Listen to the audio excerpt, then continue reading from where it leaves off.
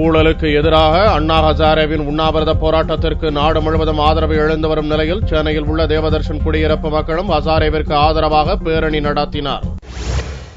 ஊழலுக்கு எதிராக சமூக சேவகர் அண்ணா ஹசாரே நடத்தி வரும் உண்ணாவிரத போராட்டத்திற்கு நாடு முழுவதும் உள்ள இளைஞர், பொதுமக்கள் மற்றும் பல்வேறு அரசியல் அமைப்புகள் ஆதரவு தெரிவித்து போராட்டங்கள், ஆர்ப்பாட்டங்கள், பேரணி என நடத்தி தங்களுடைய உணர்வுகளை வெளிப்படுத்தி வருகின்றனர். சென்னையின் பல பகுதிகளிலும் அண்ணா ஹசாரேவின் போராட்டத்திற்கு வலிமை சேர்க்கும் விதமாக பல்வேறு போராட்டங்களை பலரும் நடத்தி வருகின்றனர். இந்நிலையில் சென்னை கீழ்ப்பாக்கத்தில் உள்ள தேவதர்ஷன் குடியிருப்பு பகுதி மக்களும் ஊழலுக்கு எதிராகவும் அண்ணா ஹசாரேவுக்கு ஆதரவாகவும் பேரணியை நடத்தினர். இந்த பேரணியில் பெண்கள், குழந்தைகள், முதியவர்கள் என அனைத்து வயதினரும் கலந்து கொண்டு ஊழலுக்கு எதிராக கோஷங்களை எழுப்பினர். நாங்க ரேலி எடுத்தோம். நாங்களும் அந்த கரப்ஷனுக்கு அகைன்ஸ்ட் போனோம். நாங்க ரொம்ப ப்ரௌட் ஃபீல் பண்றோம்.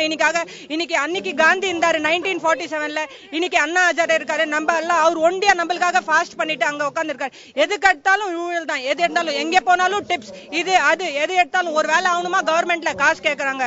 எது இருந்தாலும் டிப்ஸ், அதெல்லாம் ஃபுல்லா அழிக்கணும். எங்களுக்கு ஒரு ஸ்ட்ராங் ஜன் லோக்பால் பில் வேணும். Instead of the government Lokpal bill தேவையில்லை. எங்களுக்கு கவர்மெண்ட் லோக்பால் பில் தேவையில்லை. It's very different from Jan Lokpal bill எது அண்ணா ஹசாரே கொடுத்தது. இந்த வாட்டி வந்த ஜன் லோக்பால் பில் சரி, கவர்மெண்ட் பில் சரி, இன்னொரு பில் போட்டிருக்காங்க. வரட்டும், 10 பில் வரட்டும். ஆனா ஒரு கரெக்டான பில் பாஸ் பண்ணி விப்பு கொடுக்காம ஒரு கான்சியஸ் வச்சுட்டு எம்பி தேர் அவர் ரீப்ரசன்டேட்டிவ் நம்ம ஓட்டு கொடுத்துட்டு அமைச்சிருக்கோம்.